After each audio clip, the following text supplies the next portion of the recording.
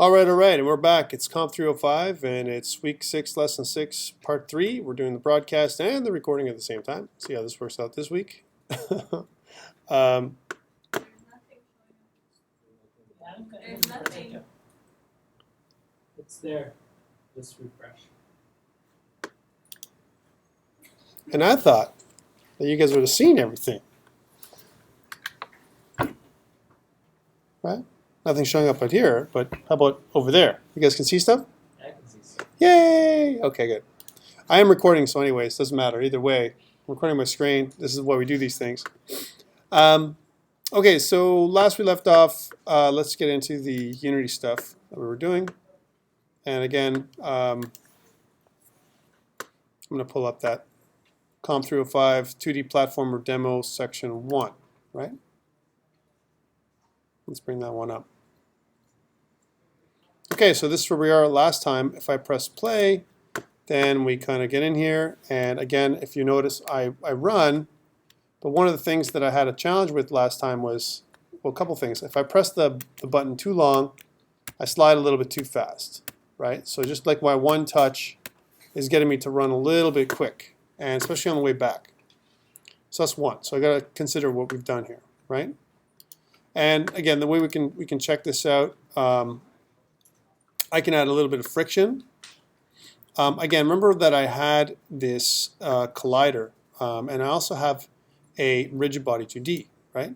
So my rigid body 2D, it has a couple of things here. We have, you know, a bit of linear drag that I can add in if I want to slow myself down. I also have limited myself from a rotation perspective so I don't flip over or anything else like that. The hero himself can't flip or you know, kind of change direction. So that's one thing I've done. My box collider 2D also does not have a physics material. And last time we tried to add a physics material, let me just go back to that. So if I go to materials and I look at player physics, remember he becomes really nervous, right? Because he bounces. Take a look. If I had the physics material in there, like the one I created, and if I just drop him down, then he has a bit of a bounce going on, but then he's all jittery. Right, he's all jittery. And some of that is because of the way we do our gravity, right? So if I change my bounciness, if I go back, and if I change my bounciness to a little bit higher values, let's say go 0.5, right? Oops, not 0.05, 0.5 from a bounciness perspective. Look at friction for a second, okay? I want you to see this one, because friction also adds some, basically the ability for us to slow down a little quicker, right? So let me just add that on, see what the bounciness is 1.5. So it's a bit of a bounce. And if you notice, if I kind of zoom in on the guy, right? Let me zoom in on it. If you notice, he's jittery. He's jumping up and down. But what's really the thing that's moving? Is it him that's moving, or is it the platform that seems that's moving? It's almost looking like the whole platform, the whole world seems to be moving around with it. Now for us, for our purposes, bouncing is really neat, but not necessary. Friction is really important though. Let's take away bounciness. Let's cut this back to 0, right? And then start playing with the guy and see what happens to him now. And let me just zoom in here. So I'm going to go focus on the hero, go to my scene. Now he doesn't seem to be doing any kind of bouncing at all. The good thing is, sorry, went back there. The good thing is if I start moving now, he kind of slows down a little bit faster. So he skids. He's still quite fast to accelerate, and I think we need to reduce his acceleration. There's a couple ways to do this. One is increase his mass to 0.04. Again, these are just values we have to play with a little bit. Let me just try this out. So again, I'm just increasing his mass. And that might be okay because he kind of accelerates when he goes, right? So if you notice, he moves fast. I'm not sure that I'm happy with his motion though. Let me just make this a bit bigger so he doesn't run off the world for a second, okay? So I'm just going to undo this. And I'm going to go back to my scene and I'm going to kind of zoom out and I'm going to click this platform for a second. And we're just going to change the size so that it's a little bigger. So I'm just going to bake this up a little bit bigger than it was. Just so that he can't fall off. So he might go off the screen, but he won't fall off the world. Let's try this out. Again, this is just test parameters, right? So I'm running. Don't worry about me now. And then, did it fall? And then, you know, I'm kind of coming back. Oh no, he's gone. He gone, baby. He fell off the world anyway, right? All right, so go back, and then as I come back, he kind of runs. I'm not sure if his running, right, is in tune with his speed right now. Okay, so how do you figure that out? How do you figure if his running makes sense, right? And how do I change the controller speed? And this is just before I go into flipping him around and all that stuff, the flipping thing, all right? So again, if I go back to his script, I can certainly look there. I can change the speed if I want to play with the speed values. Like right now, his speed is 50. I could change that a little bit lower. I can make it 40 or whatever. That's fine. I can play with those values to change his actual speed. But that's like speed and acceleration. We're adding force. We're pushing the character forward as we're moving him, right? So that kind of covers one thing, but not necessarily what we're looking for. Okay, so what do we do? How do we fix this? I'm just going to kind of collapse these things a little bit. So I'm going to take my project window here, just because I want to make it a little bit smaller, and I'm going to just bring it on under here for a second, so we can have. I'm trying to get a little bit more space into my scene here, so we can see a little bit more. All I've done is collapse one window, and the good thing about Unity is it kind of allows me to collapse a window into the other one, which is kind of cool. It saves us a little bit of space. Okay, so what I want to do here now that he's moving, so again, I can see that he's moving backwards or forwards. I'm not so sure that he's moving fast. It's almost like his feet look like they're sliding, right? So how do I change that? So I'm going to go stop him from doing something. And I'm going to go into his player controller script. So I'm going to go into his player controller. Here's the player controller animator, right? Or animator controller. And if you notice his walk cycle, if I click his walk cycle there, his speed is 2. The speed here is 2. So I definitely can add a multiplier like I did. Like so his speed offset, I've just added it 2 times the speed to get there, right? That's one way of doing it. The other way of doing it is actually to look at the player walk clip. So let's take a look at the clip. So I'm going to double click on the clip, which is his player walk. And one thing I can do is I can look at it inside the, I'm going to go to another window here. I'm going to populate another window called the animation window. Right, so here's my animation window. I'm just going to move this into kind of the top here. Pull this to the side next to the animator. And when I click on the player walk clip, right, or the actual player, the hero himself, you notice that up here where it says my hero sprite, you can see what the actual animation looks like, right? If you also notice that there are samples 12, here's my player idle script. Player idle script shows 12, right? So, and that's how many cycles he has, as an example. I can also look at player walk by pulling down that's the other one that's attached to my player, right? And here's my player walk. Also, my samples are 12. So that means what does samples mean, right? That's like cycles per second, if you will. You know, it kind of makes how many of these samples, so 1, 2, 3, 4, 5, 6, 7, 8, 9, 10, 11, 12, comes to about here. In a second, as an example, it takes more than a second for me to play my entire walk animation, right? And if I multiply that by 2, it happens in every half a second. So 500 milliseconds takes me to do my walk animation. But my samples, if you notice, I've got 2, 3, 4, 5, 6, 7, 8, 9, 10, 11, 12, 13, 14, 15. 15 frames for my entire walk animation, right? And I'm running at 60 frames per second right now. That's my game, right? That means that he'll do his entire walk animation 4 times a second. He'll actually cycle through this 4 times a second if I was running at 60 frames per second. But I'm not. I'm running at 12, right? What if we increase the sample size from 12 to 30, right? So what's happening is this doesn't change my cycles. This is the sample size. So I can, if you notice, if I scroll down here, right, it changes. It just increases. I can kind of zoom in and out, right? So I've changed my sample size to 30, right? So, and I've reduced my, if I go back to my animator, I look at my player walk. Let's move this back down to 1 instead of 2, just to show you that. So I've changed it back to 1, right? Go back to my animation. So what effect does this have if I was to play this scene? And again, if I look at my player, my hero, right, and I want to play him out in the scene, let's go back to my scene, or my game, and play him.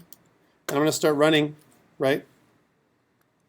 See, look, it almost looks like he's running at the same rate of speed as before. Right now, I'm not turning him yet, but I will. So here he is running, and then he's skidding, right? Bit of a skid there.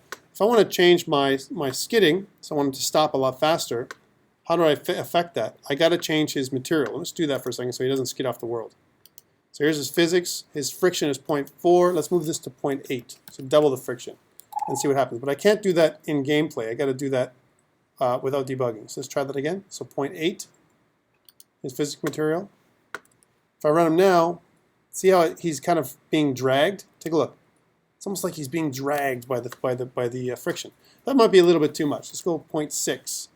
And again, these values we play with a little bit to get realistic motion with within our game. So let's try this again. It's almost a little better, isn't it? So it's kind of a little better. You know, he kind of starts running, and then he's starting to move. But even 0.6 is a little bit oppressive. So maybe even just one more point higher, 0.5 might be better. Again, all I'm doing is limiting his motion so he doesn't start moving right away. There's a bit of resistance based on his mass. Okay, that's pretty good.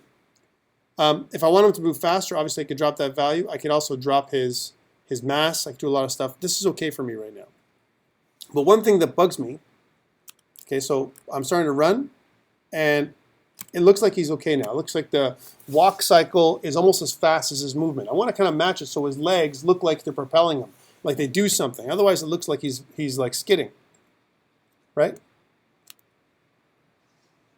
You know, it still almost looks like that, right? Like watch, 1, 2, 3, 4, 5, right? Looks like he's moving around. So it's not bad. It's okay animation, right? As an example, but not perfect either. And we're going to hone that up a little bit. So all I've done, just to recap here, is I've gone to my player physics, and I've created a new material called player physics, and it's a physics material as opposed to a regular material like a texture. And I've changed my friction to 0.5. I've taken the bounciness away because it makes them jitter within our current game, right? And when he runs, he's slowed down a little bit by the friction. The more friction I add, the slower he runs. He's getting resistance, almost like wind resistance or the resistance from him moving in general. Okay, so that's my scene. And what I did with the animation, I've increased the samples for, he's got 15 frames. I've increased the samples to 30. So it's double the amount of samples that I'm hitting in this almost like a frame rate, internal frame rate for this thing.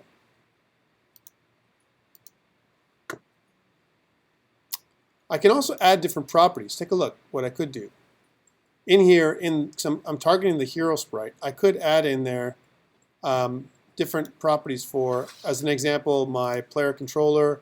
I can look at these things and modify my property based on what my animation is doing. More of an advanced look on what to do. Okay, so just wanted to show you this one so you see it. And again, if I want to play the animation, you can see how many samples he's going through. Look, there it is. So it's 15 samples, 2, 3, 4, 5. That's how fast the animation is going, right? And it's playing it there. So I can actually play the scene and see how fast it cycles through. I can also look, this is the actual dope sheet. This is what this is called in animation terms. This is a dope sheet. I can also look at the curves, right? So if I play this thing out, you can see that if there's a curve for this animation, which in this particular case there's not, I can actually look at the curve. The curve is it's kind of a linear based animation because it goes frame by frame. So there's nothing anywhere here that would show us anything right now. So dope sheet is one we want to see. And again, I'm seeing his entire animation run, his walk cycle, from the beginning, from 0.0 seconds, all the way to 0.15. Right? And again, it's only because I've changed my samples. Let's lower this to see the effect just one more time. So instead of 30 samples, let's change it to 3. Okay? And let's see what happens here with 3 samples and see what kind of animation I get now, what kind of motion he gets with this, right? See what's happening there? It's almost like I can affect the internal frame rate of the character's run, right? as opposed to multiplying it by 2 or whatever. I could do that too. I could also multiply it by 2 in the Animator controller if I don't have control. Sometimes you can't do this because we don't have access to this. But this sample rate is like almost like my internal frame rate for my run cycle, my walk cycle, if you will. We can take this back to 30. Right? So double the amount of frames being shown here in the same amount of time. All right? This way, actually, was just we went to 10 times. So a little bit about animation, just so you understand. Actually, again, if you know Flash animation and dope sheets in Flash, it's very similar. If you actually have done Flash type animation, we get a bunch of keyframes, and all we're doing here, I mean, I'm making a comparison. I'm not saying that Flash is the same as this, but you can certainly see the comparison here. Again, if you notice, I have access to both clips. I have the player idle clip and the player walk clip. I think my player idle clip is pretty good. I think, you know, for the amount of cycles he has 12 samples, right? And from what I remember, there's like 24, so he's going half as fast. And if I try this out, if I go back to the game itself and I hover in on him, right? So let's look at the hero, and I use like, you know, kind of frame view. You see he's like actually like, you know, it's a pretty good cycle, right? It's not too fast. If I was to speed this up, it might be like too fast, like almost like he's bobbing his head too much, right? So I think this is a pretty good frame rate. Okay, let's add some more features to the player, because right now all you can do is run forward. When he runs the other way, he runs backwards, which is not really what we want. So how do we affect that? I mean, one way we have to do is we have to kind of create a way of him, for us knowing his direction, right? And if I'm going back with what we learned from the tutorial, we have to kind of create a facing for the player, a default facing, if you will. Let's go back to the game. And I'm going to go back to a script. So I'm going to look at the player script, the player controller script. I'm just going to bring that up for a second. And here in MonoDevelop, we can see that when it comes up, come on, MonoDevelop. I'm doing a lot, right? I'm kind of recording and broadcasting all at once and doing Unity. It's massive. Okay, so let's take a look here what we've got going on. We've got a rigid body 2D and all this other stuff. But one thing we need to know is just some way of knowing the direction the player is facing, almost like a default direction. So we placed a float here and it's private. I also want to know, I want to put a private Boolean variable that we're going to call, for now, is facing right. Right? Is facing right. And we're going to set that by default to true. So we're going to say, well, you know what? By default, my player is facing right. Okay? That's what this is. Right now, it's just a flag. Remember, whenever we create a Boolean, all it can be is true or false. So right now, we've got think about this as a switch. The switch is on, right? The player is currently facing right. When he's not facing right, the switch would be off, right? He's facing left. That's what it would mean, right?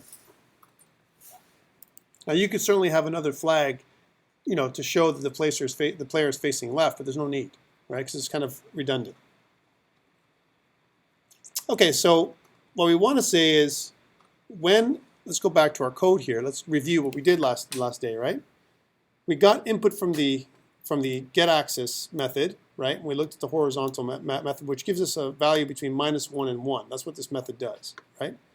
Now we're moving, and now we can select if we're going to change animation states by setting my property that we did in the Animator controller to either 1 or 0. 1 would be he's running or walking. 0 would be he's idle right now. Those are the two states we have. We're going to add some other states in a second, right? Or one other state, jumping. But the one thing we know is when he's moving to the right, right? If he's moving to the right, and if we're affecting his speed, we might as well say that, well, this dot underscore is facing right, right, is equal to true. So if he's moving to the right, well, you know what? Pretty sure that he's facing right. And if it's true that he's facing right when he's going to the right, then obviously this would be false. So I'm going to copy this. And underneath this, I would say, well, this facing right is equal to false because he's facing left right now, right, when he's going to the left. So I think I need that facing value for a second. And again, this is a global, or this is a class instance variable and we can access from the class, right?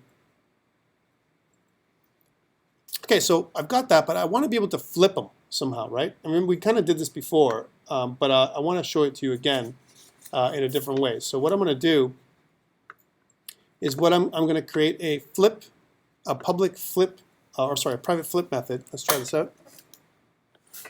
So we're going to go down here, and I'm going to create a private method called with return void, and it's called flip. This is again right from the video, right? We're going to call this private methods, right? Here we go, private methods. And in this method, I want to check if he's facing right. If he's facing right, then I want to transform him. So he was facing right already, and now I'm going to flip him, which means I got to transform him. I got to flip him around the other side, right? If he's not facing right, I want to flip him back the other way, right? So this is how you would do this. And again, it's kind of a neat way of doing it. We're going to flip him across, we're going to transform him across, an axis. And the axis that we're going to flip him across is the x-axis, right? Because the x-axis runs horizontally, right? So we're going to flip him across the horizontal when he's moving in the wrong direction or the other direction. So we're going to say if this dot underscore is facing right, right? If it's true, he's facing right. Then what we want to do is flip him the other way, right? Or else we're going to do it the other way around. So that's kind of our setup for this thing. So in here, when we're facing right, I'm going to bring this up in a second, you'll see. I want to kind of say something like this. This dot underscore, remember this is where our transform comes into play. This dot underscore transform, remember we created a transform shortcut to gameObject.getComponentTransform in the last video that we made. I want to say, well, this transform, right, we want to set the local scale, our local scale, right, is equal to a new vector 3, or vector 3, that's right. You can actually make it a vector 2 too, but if I go vector 3, let's try vector 3. And the vector 3, we're going to have x, y, and z's. We're going to say, well, we're not going to flip him around we're going to flip him back around his regular thing. When he's facing right, we're going to flip him the other way. All this does is it tells us what the local scale is. So if I'm facing right, then everything is back to normal. That's all this is saying, okay? So if I'm facing right, it's 1 to 1. Okay, my local scale, right? Instead of it being like I can make it 2, I can make it 3. If I make it 3, he just grows bigger. And I'll try that out. We'll fool around. I'll make it when he's facing right, he'll grow twice as big. All right, to show you what I'm talking about, right? And twice as tall actually. We'll make him twice as tall, right? And when he's facing left, right, he'll just go left. We'll do that too, so we can understand what this is doing, right? Just from an understanding perspective. And let's write the same thing. This dot transform dot local scale, right, is equal to new vector 3. Again, you could probably make it with a vector 2 as well. But let's stick with what we've got. Where we go minus 1f. There's the flip, right? And then 1f and then 1f, which we're not flipping on the z-axis. Just the x-axis is changing, right? But we need to add this in as a vector 3 because we can't directly access the local scale itself. All right, so that's our flip method. We've written it. Now let's go back to here. If, then, right, he's facing right, make sure you flip him right. So he faces right. Make sure you change the scale back to normal. That's what this is, right? And that's what we're going to put here. So, flip back to normal, right? That's what this is. Okay, so that's what we want to do with this one. When he's facing right, we want to call the this.flip method one time, right? And we also want to do this when he's facing left, but now, remember, we've changed up our facing, right? So here he's facing right is true, here is facing right is false, and down here we check to see if he's facing right, and if he is, make him go back to normal. If he's not, flip him the other way around. So just, actually transform across the x-axis. That's what's happening. Okay, so that really should be enough to make us move the player back and forth. Let's check this out. Let's see if I didn't make any mistakes. So I run this thing, and now when I run to the right, he runs to the right. And when I run to the left, he runs to the left, and I got a bit of an error. Let's take a look and see what my error is down here. Right, it says hero animation event has no function name specified, right? So let's take a look at where that's taking us. The animation event, right? And we got a couple of, that's a weird error. I've never seen that error. But what does that mean, right? The animation event has no function specified, right? Luckily, you know, the great thing about it is that, you know, we have all of our animators and everything else. Here's our animator controller. Let's go back to our animator controller for a second. We can troubleshoot this a little bit because it doesn't tell us a specific place where the hero animation event has no function name specified, right? Here's my hero. And if I was to go into my hero itself, or himself, right? I mean, the only animator controller we have is right here. So let's go back into our animator. And if you notice, here's my player animator. And you can see that he's trying to play this event that goes back and forth, right? I do have a player walk here, and here's my player idle. So there's 2 clips that are made, right? All I'm doing is flipping them across one axis or the other. So it might be just a bit of a glitch. So again, if I move to the right, I'm still getting that error. I'm going to fix that in a second. I move to the left, he still moves this way. How come he's jittery like that? Any idea?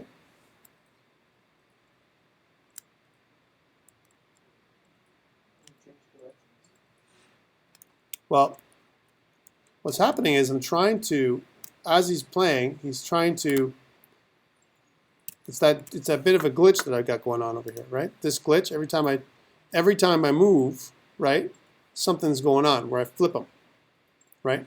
Before, when I wasn't flipping him, it wasn't an error anymore because I was specifying that I'm transforming him across the local scale.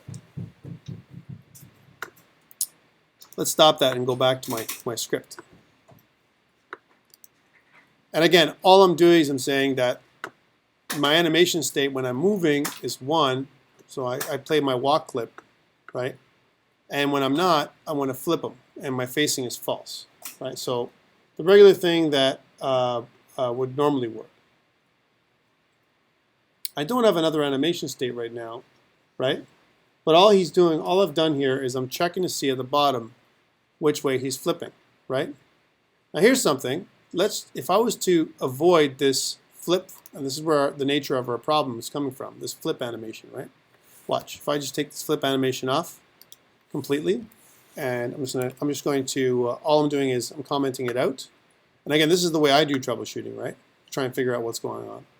I'm going to go back, and here he is. And if I start running, right, still get the error, right? Still get that error, which is something different. I never had that error before, which means something I've affected with my animator, whether it's my animation, right? Let's go back to my animation, my player walk animation, and I've made it 30. Remember I changed the samples to 30, right? The samples were originally 12 samples, right? That's what it was before. Remember, I can always go back and redo my frame, right? So let me go back and go back to my animator for a second. So I'm going to go back to my clips, animator, and right now my cycles for my animation is 12, and this is for my player walk animation. I'm going to save it and play and see if it still has issues when I move. Yeah, so something I've done with my animation has messed it completely up. Okay, let's do some further troubleshooting. So remember, we're trying to troubleshoot the errors. Let's try and take the animation away to see if that's the issue, right?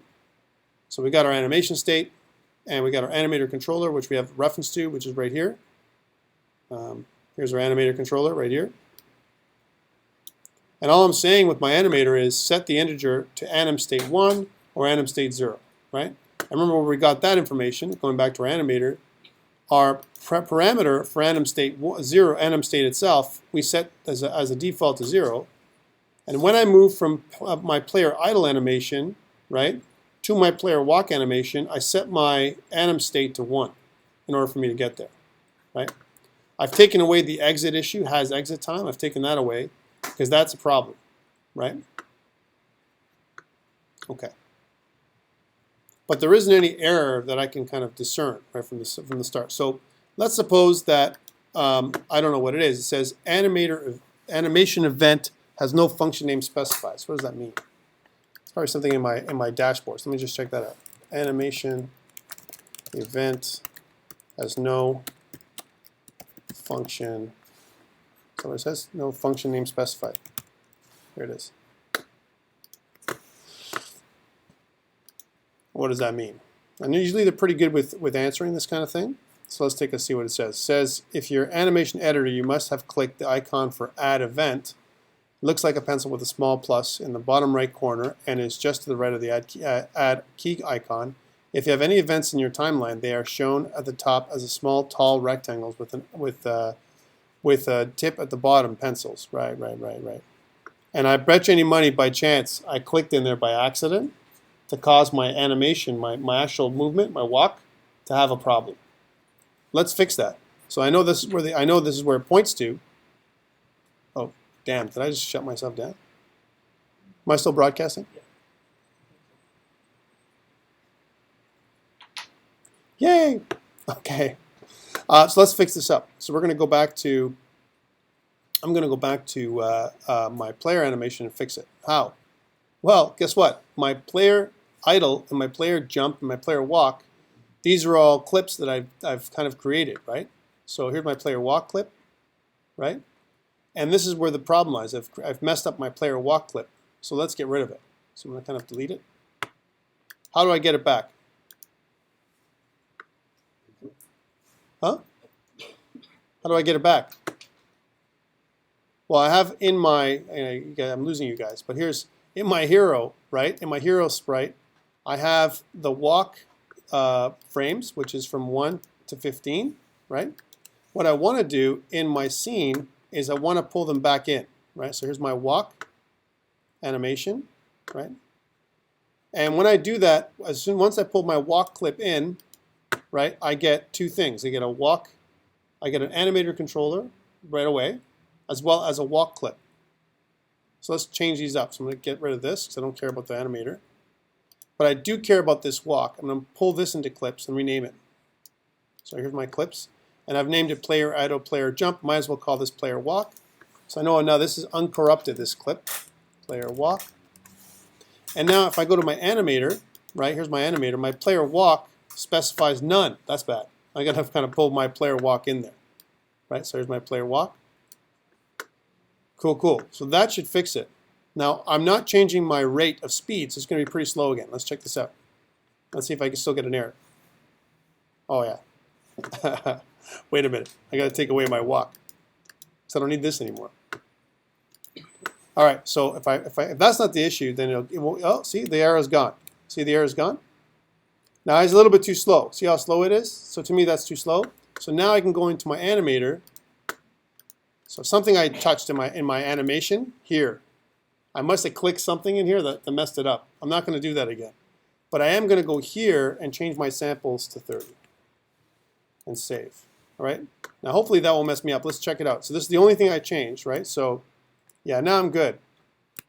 But let's just check it out and make sure that my my samples. Oh wait, I changed the wrong sample. I meant to change my power player walk to 30, which is the issue, not my player idle. Okay, save that, play, and then walk, and that's good. Now that's a good speed. Now I can impose that. I don't get the error anymore. I don't want to get an error at all ever, because that'll like translate later on into a problem. So that's how I correct my error. Okay, let's go back. And I want to go back to here and uncomment these things, my flip. Now, after this, we should have a pretty good motion for my player back and forth. Let's see if this works. Right? Back and forth. He's kind of moving this way. He's moving that way. He's a pretty good player motion, I would say. Maybe a little bit slow. And again, if I want to take away some of his friction or whatever, these are values I can play with later on. I may end up doing that. Well, pretty good animation so far. Let's add the jump, okay, and then we'll have a complete player motion. So far we've added horizontal command, right, over over our player. And the way we've done that is by getting an input get access, we're doing this horizontal thing, right? So we're saying we're capturing the value of what I'm doing when I press the key. So I press the right key, which is the right arrow or the D key. I get a value of anywhere between 0 and +1. I'm just repeating myself so people just remember this. It's an integer value. Sorry, it's a float value. If I press the left key, which is the A key or the left arrow, I'm going to get a value between 0 and -1. That's what's going to happen, right? So this moving variable is almost like a moving value. That's what it is. And this is probably what I can probably call it to make more sense of it. So I'm going to rename this thing because I want to understand what it means, and I want you to understand what it means. So how do I rename it? Of course, I'm going to do this up here in my private instance variables. I'm going to kind of double click on this thing called refactor rename, and change this from moving to moving value. So my moving value is what I'm going to calculate. So if the moving value is my input get access, again it's a value between 0 and -1 if I'm going left, and 0 and +1 if I'm going right. And now when I look at it, it has to make sense. So if this moving value is greater than 0, I'm moving to the right. That makes more sense. If this moving value is less than 1 or less than 0, I'm going to the left. Okay, but how do I kind of match up that I'm jumping? I got to kind of detect that I'm jumping. And this is where I can use another input method. It won't be the horizontal or the vertical, because if I do vertical, automatically I get a negative. I can go up with my up key. I can also use spacebar if I want to as well. We have to decide how I want to do that. And for now, what I want to do is I want to only look at the up key. I want to look at one key, the up key. How do I do that? There's a couple ways to do this, by the way, but let's just do it this way because it kind of goes along with what we've been doing so far. So again, after this piece, and before we do this rigid body add force, before we add the force to the player, we want to check to see if he's jumping. So here's where we're going to do it here. So here we're going to say check if player is jumping.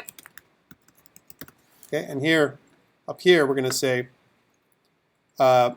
check if player is moving. Right, that's what we're doing here. So we say check if player is moving. I'm just annotating it for you so you see. I'm just documenting it so you see what's going on here. Here I'm going to check if player is jumping, and how I'm going to do that, I'm going to say if input.getKey this time, my get key, and I'm looking for the up key. All right, my up key. If my up key or right input.getKey, we're going to say here's a special key code we can use, key code.w. Right, we can use both ways. That's both ways we can do it. If that's true, one of the two, if it's the up key, or I think I've got enough. Do I got enough braces in there? Maybe, maybe not. Let's see. If that's true, right? No, I don't.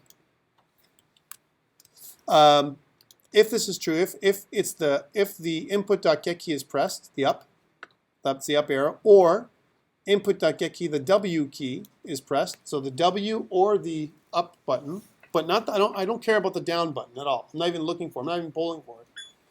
If that's true, then I want to jump, right? So let's do this. Let's just make him go, right? So if that's true, then player is jumping.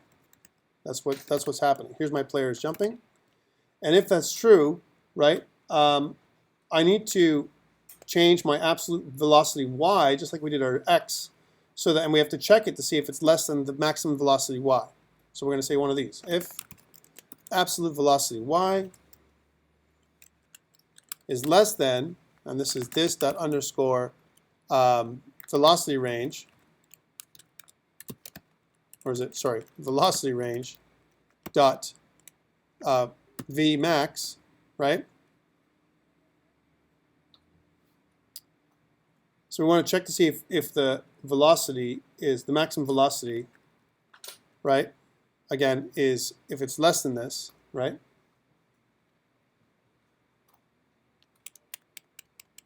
And I'm going to go back to this in a second to fix it. Just give me 1 sec. Because I know there's an issue already, right? But it's okay. Then, if that's true, then what we're going to say is force y, because we have a force y variable, right, is equal to this dot jump. Because we set this dot jump at, I believe, 500 at the beginning, right? This dot jump 500 right up here. So we're going to set this as to a jump. So we're actually changing my force y attribute to jump. Okay? So this is good, but there's some flaws here. And let's take a look and see what the flaws are if we implement this little routine here. So all we're doing is we're checking to see if the up or the W key is pressed. When we press the up or W key, is going to jump. See if that works. And, okay, and look what's happening. Hey, I can even float in midair, right? Let's just take a look, right? I can it's almost like I have a jetpack, right? So I can kind of jump, and double jump, and I keep jumping forever. Let's take a look at that hero value here. So if I click on the hero, and if I just keep pressing jump, I'm going to keep going to infinity if I just keep pressing. And if I let go, he's going to just fall down really, really fast, right? So I can kind of jump and jump again and jump as many times as I want. So I got to have a way of checking to see if I'm grounded. Now there's some really complicated stuff we can use to see if I'm grounded, and I can do that by using something called line casting, right? And that's what it's like a ray cast. What I'm doing is I'm casting a line out in front of myself, right, from the player to the ground in front of me, right? And I can check to see if I'm touching the ground, or I can check to see if I'm constantly colliding with my ground. Okay, how do I do that? There's another collision I can use. It's called on collision stay 2D, right? So I can check to see if I'm on collision stay 2D, if it's true, right?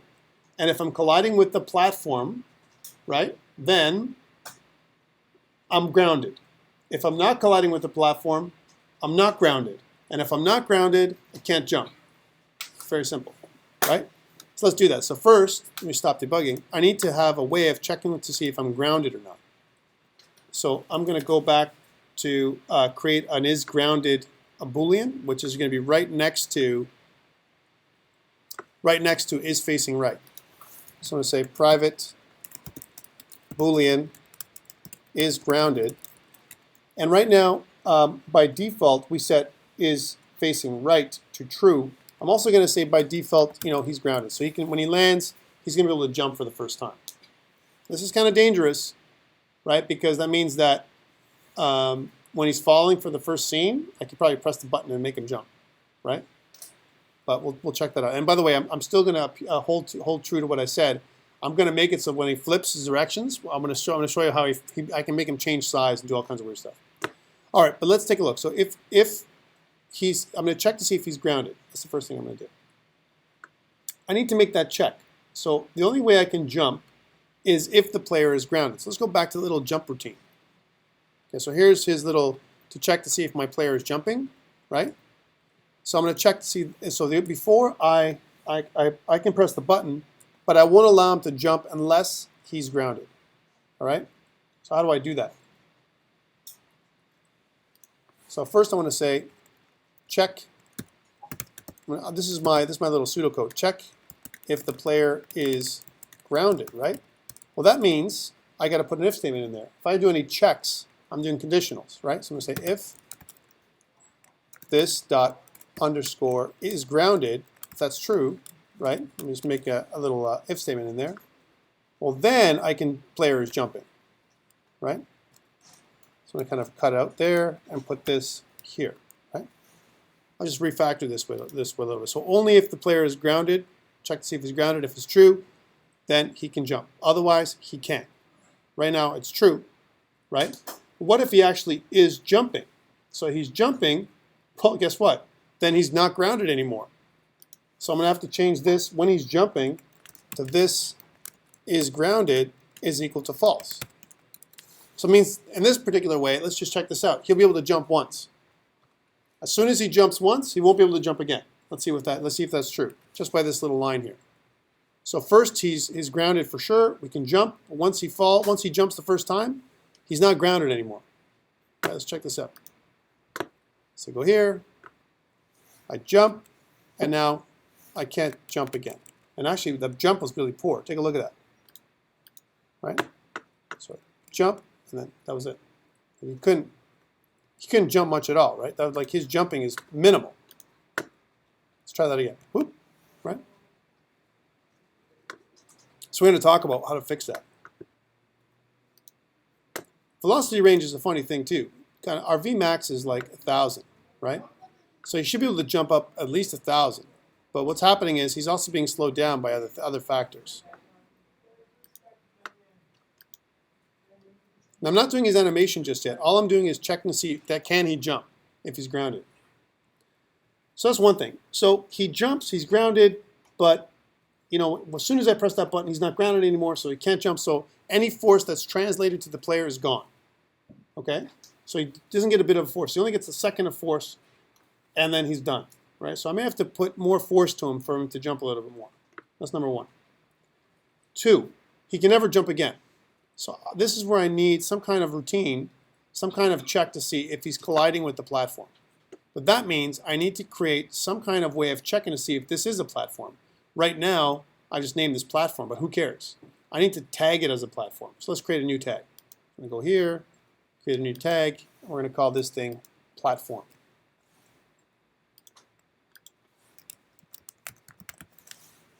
Cool. And then I'm going to go back to platform and tag it as a platform. So now I can check to see if he's colliding with the platform. If he's always colliding with the platform, then he's grounded, right? And that means he can jump. If he's not colliding with the platform, he can't jump because he's in the air, right? All right, so let's check this out. So let's go back to the code here. And I want to create another collider like this one.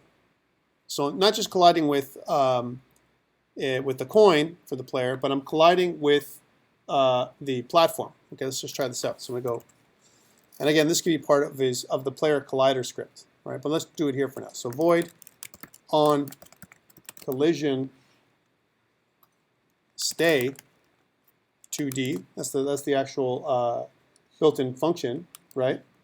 Then I want to do a collision 2D, and I call this other collider again. And this time I'm going to do the same thing I've done here. I'll copy and paste this one to here, but instead of comparing it with the coin, I'm comparing it with a platform. And instead of playing a sound, I want to say that this is grounded is equal to true. So when I'm colliding, if I'm staying, if I'm constantly, what collision stay does is if I'm constantly colliding with an object. If I'm colliding with an object for a length of time, which means that this collider will fire, right? It will trigger the collider from colliding with it for a while. So if I'm standing on the platform, the collision stay, collider will trigger, right? And this is where I can change my is grounded to true when I'm colliding with a platform. Let's try this out. So I'm falling, and now I can jump, right? Not a great jump, right? Take a look, right? So not a really great jump, but he can jump now. And he can jump one way, and he can jump the other way. The thing is, when I'm running and jumping, I don't have the proper jumping. If I jump straight up, I don't have any kind of jumping animation. So I gotta add that in. The other thing is, he's not jumping very high. So how do I fix that with not killing the hero's jump? Right? So I'll go back to the jump. Notice that his jump is 500. I can make it go a little higher. Let's add 600 as a value, and let's try this now. So maybe 600 is enough. Maybe 600 is too much, right? So when I jump the second time, I get enough force in me that I can, get onto the platform, right? So I have to kind of jump and then jump again, right? Why? Because the way I've done my is grounded method, right? So maybe that's a little bit too high, right? But let's leave it as is for now. So my jumping works. Again, all I've done is I'm going to change my value from 500 here to 600. Give me a little bit more force. And again, you have to understand that 600 looks like a lot, but I'm adding 600, but I'm subtracting 200 every frame, right, from his gravity, right? So there's gravity pulling him down, and I'm pushing him up with force going up. So he's trying to exceed gravity and jump over himself. Okay, cool. So I've got my player jumping going on.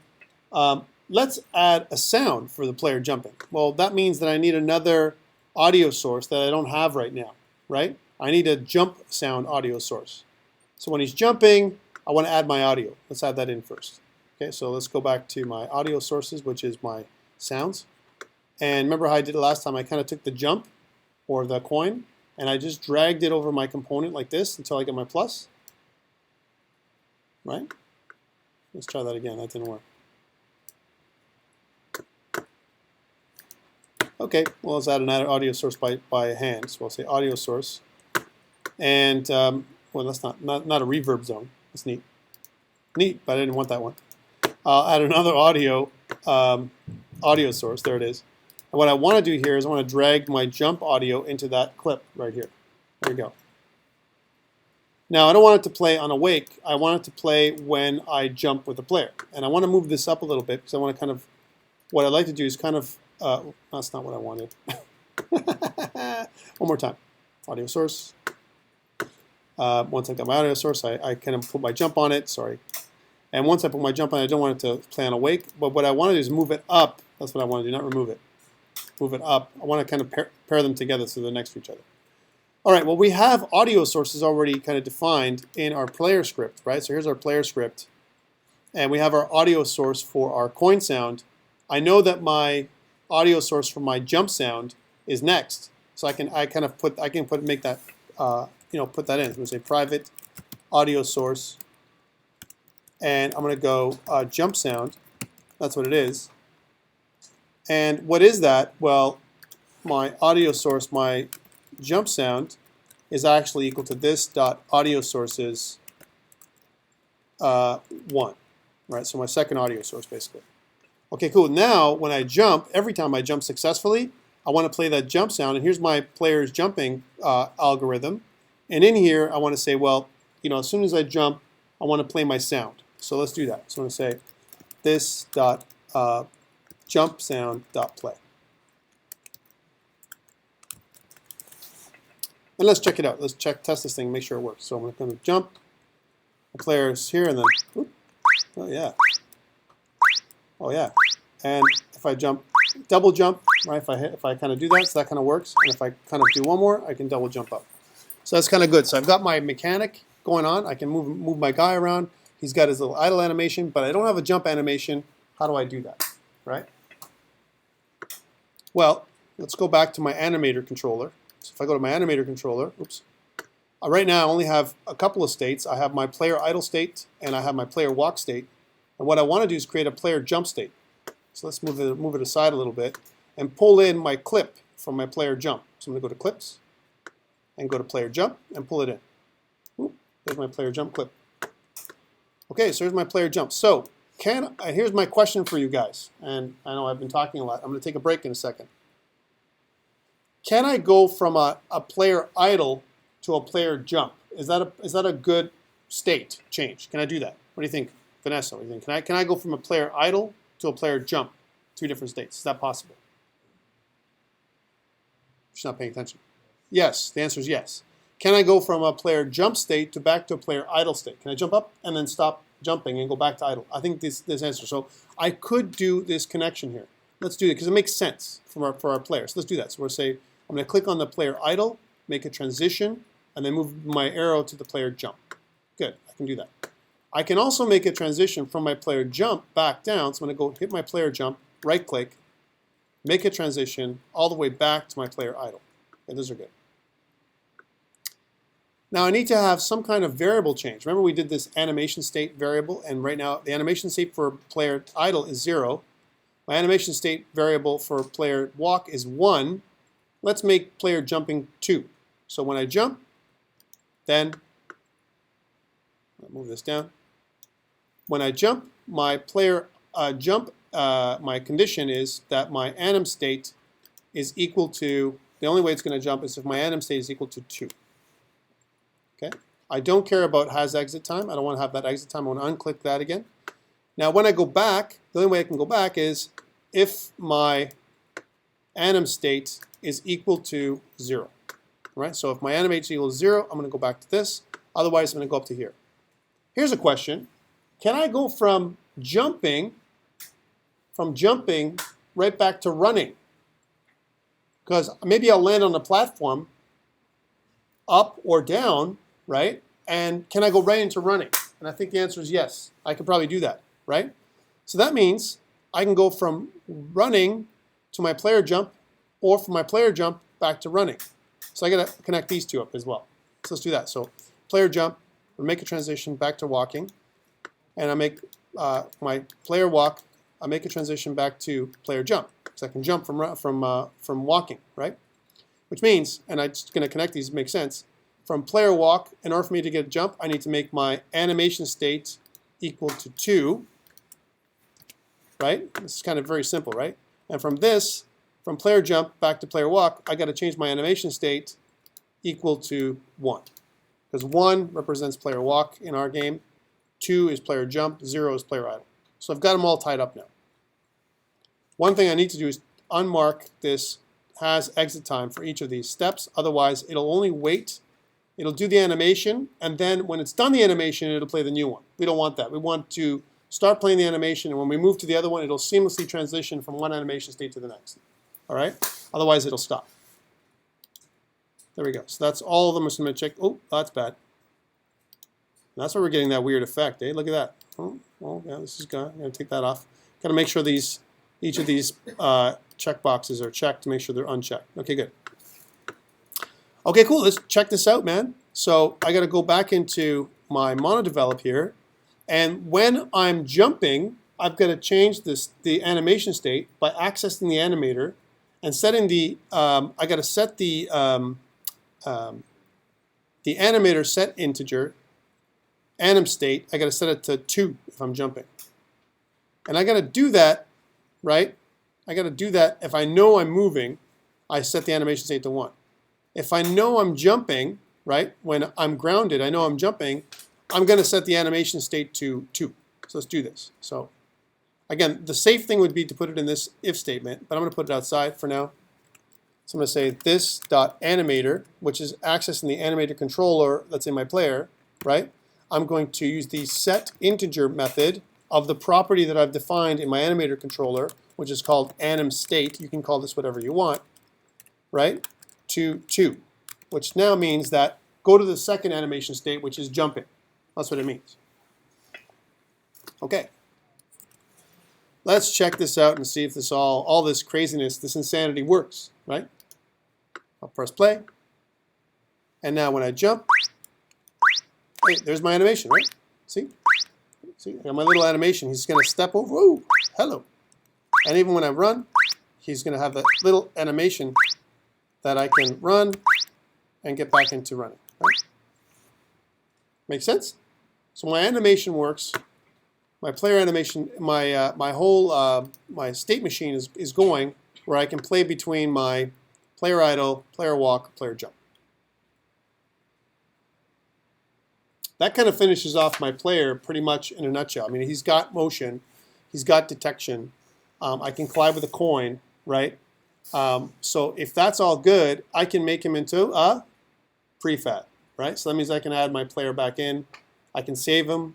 I can change him. But let's just, for the sake of checking to see what my stuff does, I want to see what happens when he flips. When he flips to the left, we'll do it to the left. Not only does he flip scale, like he actually flips over to the left, so he flips on the x-axis, but I'm also going to make him twice as tall. Let's do that, just to make it weird, right? So I can show you what I'm talking about here. So this is the X scale, this is the Y scale. Let's see, or maybe twice as fat. I don't know. Let's see what happens. Okay, I'm going to go back to play him and see what happens. So when he's going right, he's no problem. When he moves this way, oh man, he gets twice as tall. When he moves back down, he goes back to normal. Moves back up, he's like twice as tall, right? Yeah. This looks okay, but this, that's kind of weird, right? So you see how I did that? I did that by just changing one variable, one aspect, which is, if I go back to monodevelop, is right here. I just changed the Y, on the Y-axis, I flipped them to 2. I've changed that Y scale to 2. How about if I want to make him flip upside down, right? So -2, I'll put a minus in here as well, and make it -1. So now he's going to flip upside down. Now he's still going to be able to walk because, you know, typically I haven't checked to see what part of him is walking. So I move to the left, now he's upside down. Whoa! So he now moves upside down, right? Move to the right, then move to the left. He's going to be crawling on his back, right? So it's totally possible to change those values, and that's what those things do. This is a good way of understanding what's happening here. All right, to change some of these values up. All right, so let's take a short break. I'm going to upload it on GitHub so you guys have all my changes. You got the player controller, but before we do that, I need to make one more change, which is I want to take my hero and make him into a prefab. Why? Because now I can pass this hero on to another game, right? He's ready to go. He's got all his scripts ready to go.